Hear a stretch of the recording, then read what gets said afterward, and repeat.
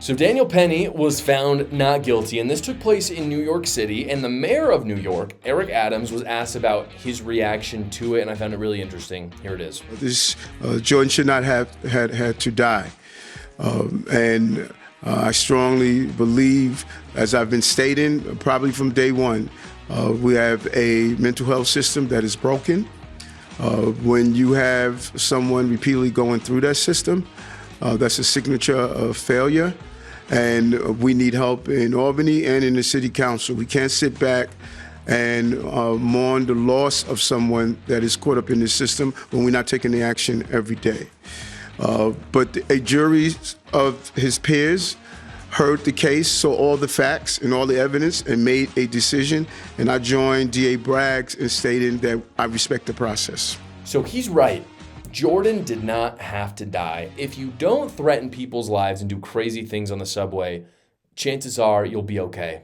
And he didn't do those things, and so he wasn't okay. But here, and I'll talk more about that in a second. But what is interesting about Eric Adams' response is if you listen to it, it's actually fairly right-wing.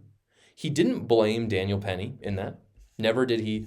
I mean, he said he respected the jury, which I think is good because, again, this is a left-wing jury, and they still ruled for Daniel Penny. He blamed it, again, he didn't blame it on Daniel Penny, he blamed it on mental health. And this is something people on the right have been saying for years about criminals, about school shootings specifically. They've talked about how we have a mental health epidemic. And now you have a massive Democrat, the mayor of New York, saying the exact same thing. And so I think more and more people on the left are saying things like that. And the reason why is because it's manifestly true.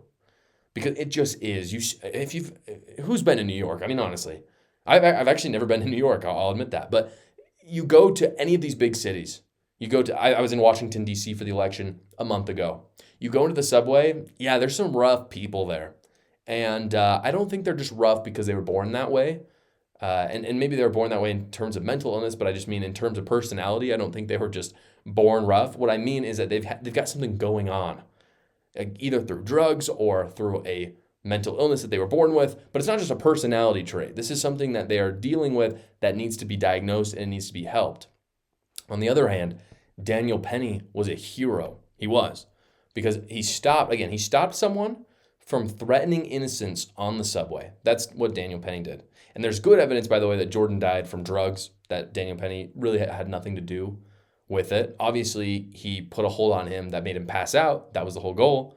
But there's very little evidence that Penny did anything that actually ended up taking the life of Jordan. So Penny really had nothing to do with that. As I talked about in the beginning segment, though, today, people are comparing this guy, Daniel Penny, to the dude who went and assassinated the insurance CEO. And I'll tell you why it's worlds different in terms of vigilantism.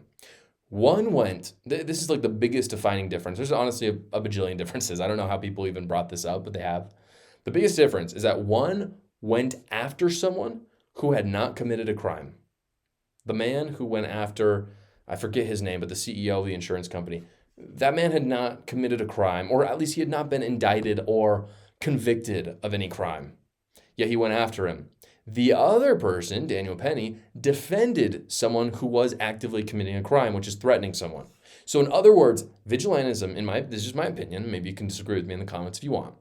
I think vigilantism is good on defense, but it's not good on offense. If it's offense, you're just a hitman at that point.